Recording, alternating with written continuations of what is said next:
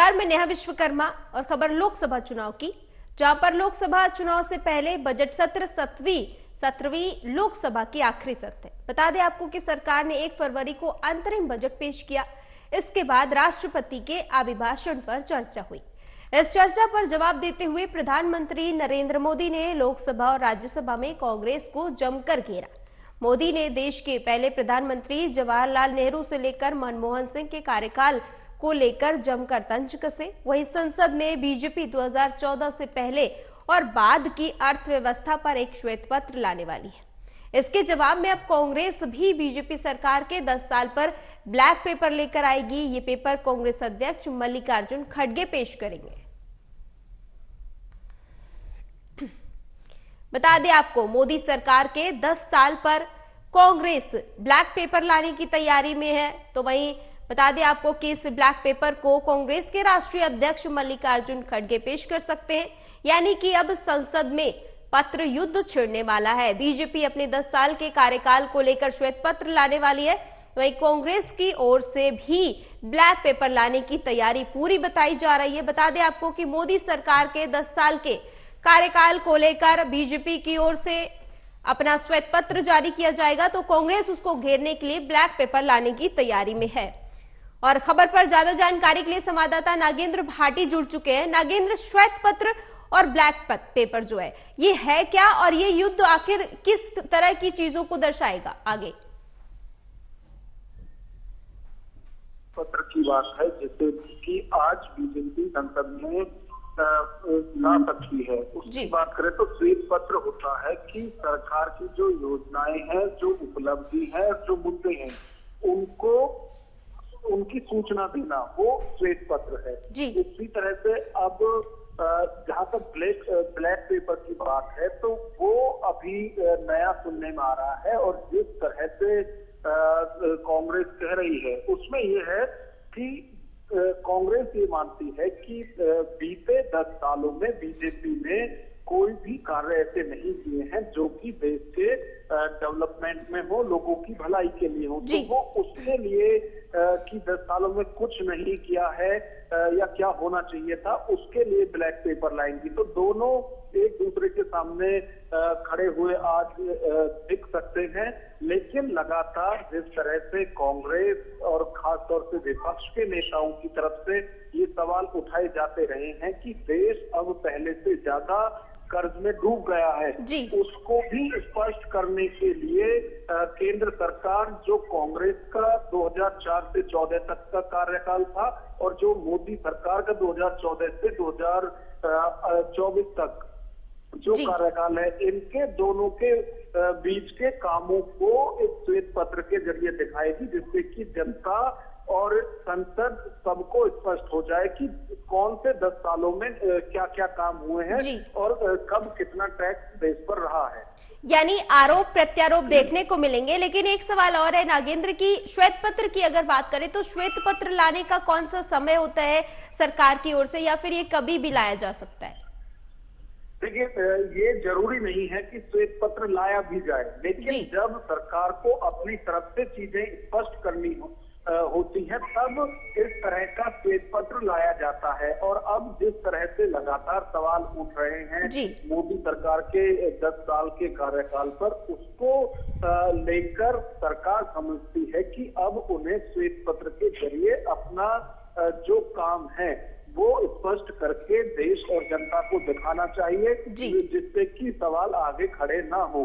तो अपनी तरफ से वो स्पष्ट करना चाहती है सरकार। अब उसके विरोध में कांग्रेस ब्लैक पेपर लाए या कुछ और करे, वो अलग चीजें हैं। जी, जो श्वेत पत्र की अगर हम बात करें तो क्या ये सिर्फ आर्थिक स्थिति को दर्शाने के लिए लाया जा रहा है, या देश के तमाम जो क्षेत्र है किस तरह से उसमें बीजेपी सरकार ने काम किया उसको भी बताया जाएगा?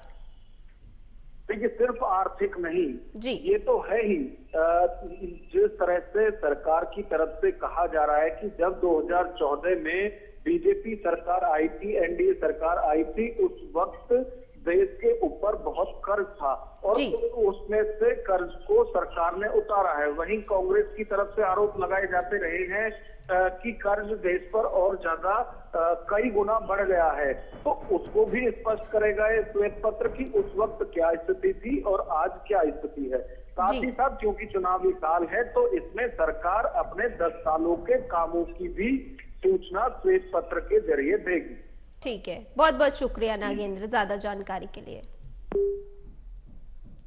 और पीएम मोदी आज दिल्ली में आध्यात्मिक गुरु श्री प्रभुपाद के 150वें स्मृति महोत्सव को संबोधित करेंगे और इस खास अवसर को स्मारक टिकट और एक सिक्का भी जारी करेंगे। आपको बता दें कि श्रील प्रभुपाद की 150वीं जयंती का कार्यक्रम भारत मंडपम में आयोजित हुआ है।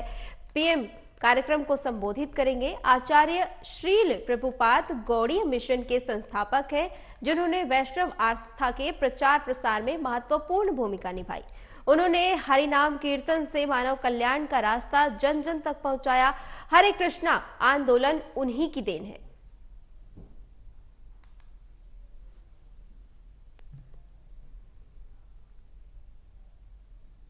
और दिल्ली से इस वक्त की बड़ी खबर सामने आ रही है। आवासीय योजना का लोकार्पण करेंगे प्रधानमंत्री मोदी।